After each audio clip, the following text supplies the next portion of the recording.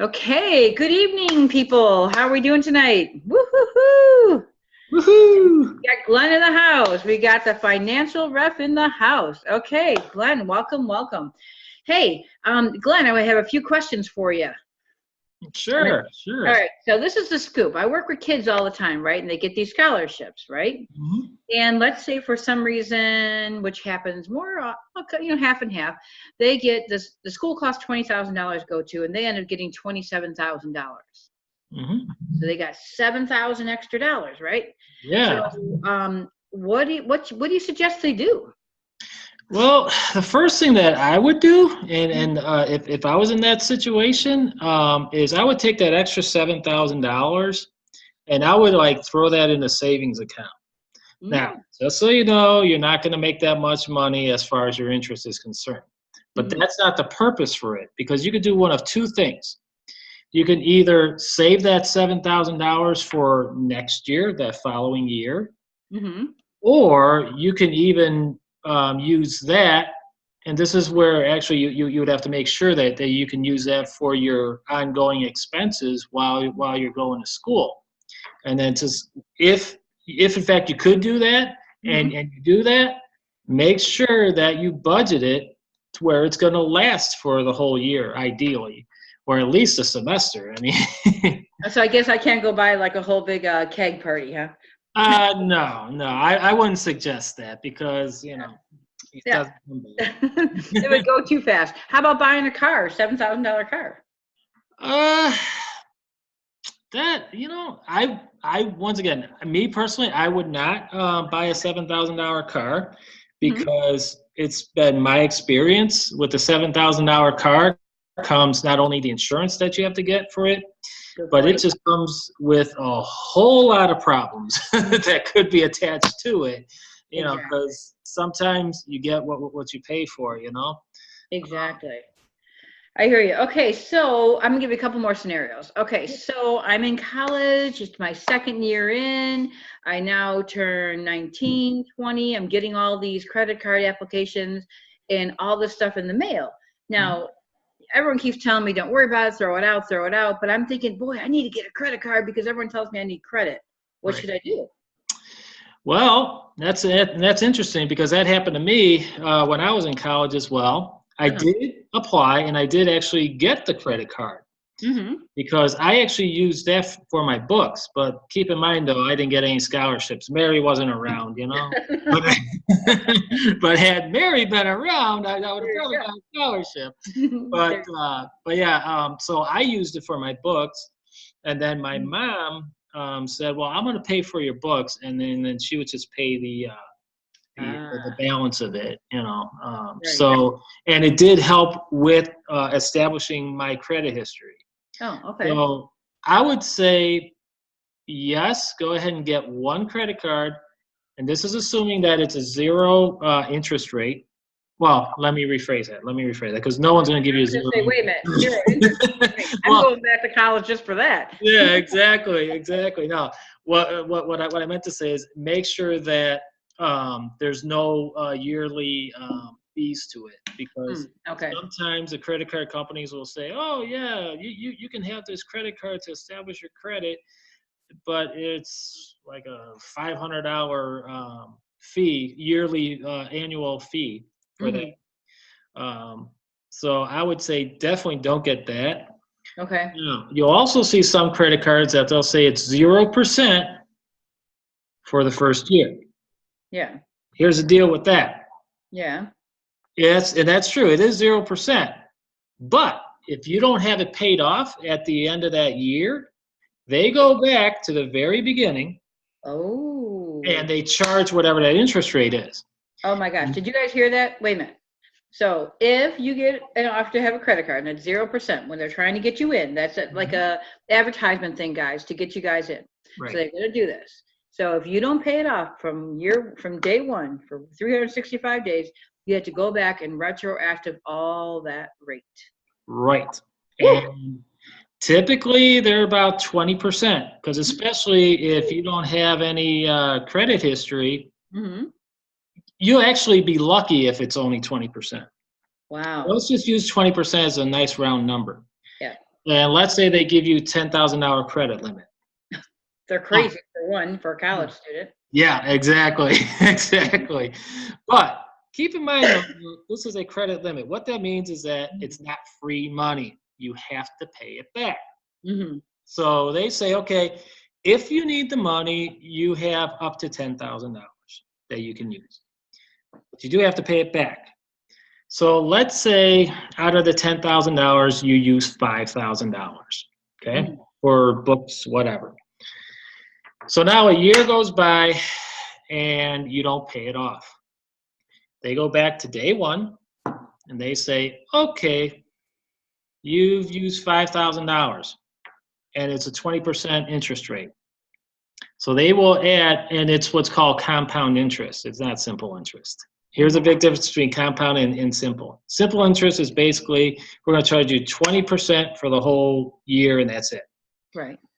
Compound interest, on the other hand, is where they really make the money because they're going to charge that 20% every month on whatever that balance is. Oh. So they take the $5,000 times 20%. Let me get my calculator here. Oh, good, because I don't. Yes, I am the financial ref, but Good. I'm not a math whiz. So $5,000 times 20% is another $1,000. Wow. So month number one, you are at $6,000 because 5,000 plus 1,000 is 6,000. So then they figure out, okay, so month number two is $6,000 times 20%. That's another $1,200 that they tack on. Holy shamoly. Don't even go any farther. I'm getting sick to my stomach. Okay, so you understand how that's going to come up. So now that $5,000 that you thought you only had could easily be 10,000 again before you even. 10,000 at least. Yep. Oh my gosh. Mm-hmm. And why do the credit companies do these to poor college students? Because they know that a lot of these college kids, let alone anybody for that matter, they won't read that fine print.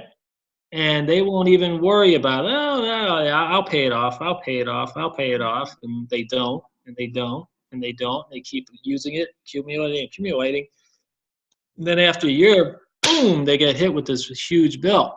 Wow. And here's the other problem. So now, let's say it's gone up to $10,000 plus the $5,000. So now you have $15,000. Yeah. They only gave you a $10,000 limit. Mm-hmm. So you're $5,000 over limit. Oh, that's right. Yeah. And they're going to tack on fees for that and penalties for that. And that could vary anywhere from 10 to 20%. That's how they make their money. Wow. Yeah. So our lesson is, if you're going to get a credit card, use it wisely, pay it off in time, and read the fine print. Correct. Absolutely. I would say pay it off at the end of every month, so then that way you don't even have to worry about, even if you have 0% for the first year. Right.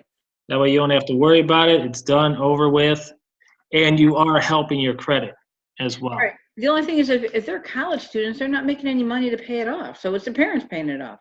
Exactly. If your parents are nice like that. That's right. Now, let's say for some reason, okay, so we're done with college. Now we have these student loans, okay? Because the way that it works with FAFSA, I'm sure, I don't know if you know this or not, Glenn, but with FAFSA, they are required to take, if you're in a D2, D3, NAI, junior college, you are required to take a FAFSA loan before they actually give you your scholarship money. Wow. Yes. Now, you have to sign and say that you're going to take it. But once you go sign the papers, if you get all your scholarships and you don't really need that, you can say, no, I don't want it. But you have to agree to take it for them to give you money. Interesting. Yeah. So you might get, let's say a school costs $40,000. The Okay. school gives you $25,000, but forces you to take a $7,000, well, $5,000 subsidized, $2,500 unsubsidized loans. Okay. Okay, because the only way they're going to give you the money is if you also take FAFSA loans, the government. So it's basically saying, we're going to get you by the short hairs, because in fact, we're going to give you money, but you're still going to pay us money, and you're going to pay it through the government. All right. So we're done with school. We're getting ready to graduate, or even if we didn't graduate, let's say we spent 2 years in school. Now we can't continue on because of whatever reason. Those student loans, I know you don't know all the particulars of it, but you got to pay them back a certain time frame, et cetera. For the student loans, is it a good idea to pay them off like right away, or is it better to show payment history on them? Or, I mean, I guess, or let's say if you get an extra $7,000 because you got extra scholarships, I guess you can fill that towards your student loan. Or is it better to pay it off is that a better credit situation to pay it off? Yeah. I would say, once again, if you have the money to pay it off, this is going to sound crazy, but don't pay it off. Okay. Once again, you're going to put that in a savings account. You're not going to make any money. They'll give you maybe 1% if you're lucky, the bank. But you want to make your payments, so then that way you're establishing your credit. Okay. How long does it take to establish credit for someone like a young kid like that, a 19, 20, 21-year-old? Usually about 6 months to a year, generally speaking. And the other thing, you say, okay, well, but now I got this interest rate. Right. And usually the interest rates could be anywhere from 3 to 4% on student loans. Right. They really don't hit you.